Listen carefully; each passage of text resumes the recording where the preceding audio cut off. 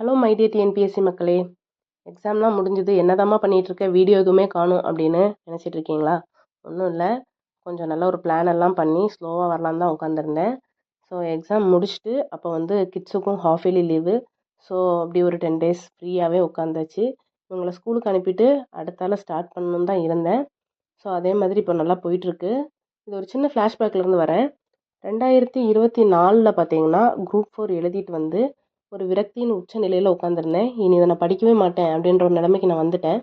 இனி அடுத்த எக்ஸாமுக்கு எக்ஸாம் டைம் மட்டும்தான் நான் படிப்பேன் அப்படின்னு சொல்லிட்டு இருந்தேன். ஸோ அப்படி நம்ம பண்ணுறது வந்து பெரிய தப்பு. அந்த தப்பு பண்ணேன். ஏன்னா நம்ம புக்ஸுக்கு நம்ம 1 மாதம் 2 மாதம் லீவு விட்டோம் அப்படின்னா மறுபடியும் நம்ம படிக்கும்போது புதுசாக படிக்கிற மாதிரி தான் இருக்கும். நான் ஒரு 7-8 மாதம் லீவ் விட்டுட்டேன். அதுக்கப்புறம் பார்த்தீங்கன்னா 2025 நியூ இயர் இடையில வந்தது. அப்போ நியூ இயர் ரெசல்யூஷன் பார்த்தீங்கன்னா ஃபஸ்ட்டு வெயிட் லாஸ் பண்ணணும்னு யோசித்தேன். அதுக்கப்புறம் மறுபடியும் படிக்க எடுக்கணும், ஏன்னா நம்ம நிறைய நாள் கேப் விட்டுட்டோம், அதையும் யோசித்தேன். வெயிட் லாஸ் பார்த்தீங்கன்னா சூப்பராகவே பண்ணேன். அது சும்மாலாம் இல்லை, நல்லா ஹார்ட் ஒர்க் பண்ணேன். டயட்டு, ஒர்க் அவுட், வாக்கிங் எல்லாமே பண்ணி ஒரு 4 மாதம் ஒரு 11.5 kgs குறைச்சேன். அதுக்கப்புறம் ஏப்ரல் மந்தில் என்னாச்சுன்னு பார்த்தீங்கன்னா ஒரு ஃப்ராக்சர், கீழே விழுந்து ஒரு ஃப்ராக்சர். அதில் வந்து ஒரு 40 days நடக்கவே முடியல. ஸோ ஃபுல்லாக பெட்டு தான். அந்த 40 நாளில் வந்து பார்த்திங்கன்னா அப்போ தான் மறுபடியும் நான் படிக்க ஆரம்பித்தேன். ஏன்னா பெட்லேயே எவ்வளோ நேரம் உட்கார முடியும், நேரமே போகாமல் எவ்வளோ நேரம் உட்கார. அப்போ தான் மறுபடியும் என்னோடய புக்ஸ் எல்லாம் தூச்சி தட்டி எடுத்து படிக்க ஆரம்பித்தேன். நான் ஒரு கீழே விழுந்து ஒரு 3வது நாள்லேருந்தே படிக்க ஆரம்பித்தேன். எனக்கு அப்போவே தெரியும், ஏன்னா வந்து ஜூலையில் எக்ஸாம் இருந்தது. இப்போ முடிஞ்ச குரூப் 4 சொல்கிறேன். அப்போ அதுக்கு வந்து நம்ம ஃபுல்லாக ரெடி ஆக முடியுமான்னு தெரியல. ஆனால் குரூப் 2க்கு நம்ம ரெடி ஆகிடலாம் அப்படின்னு சொல்லிட்டு தான் நான் படிக்க ஆரம்பித்தேனே.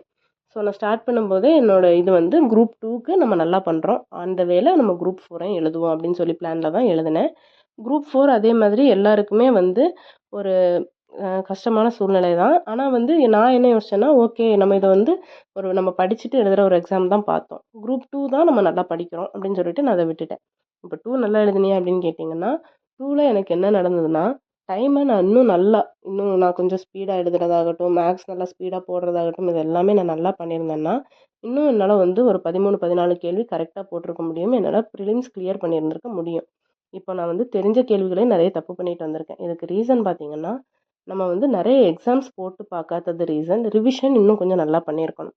ஸோ இது எல்லாத்தையுமே நான் சரி பண்ணணும் அப்படின்னு ஏதாவது டெஸ்ட் பேட்சில் நல்லா சேர்ந்து நல்லா ஒரு 1 இயர் கொண்டு போய் எக்ஸாம்ஸ் நிறையா போட்டு தவறுகள் எல்லாம் சரி பண்ணி யோசிச்சுட்டு இருந்தேன். அதே மாதிரி டேஃபில் இப்போ ஒரு டெஸ்ட் பேட்ச் சேர்ந்துருக்கேன். படிக்கவும் ஆரம்பித்தாச்சு. அகெயின் எனக்கு காலுக்கு ரெஸ்டிங் பீரியட் 6 months கொடுத்துருந்தாங்க, அதுவும் வெயிட் லாஸும் மறுபடியும் பண்ணலாம் அப்படின்னு சொல்லிட்டு இறங்கியிருக்கேன்.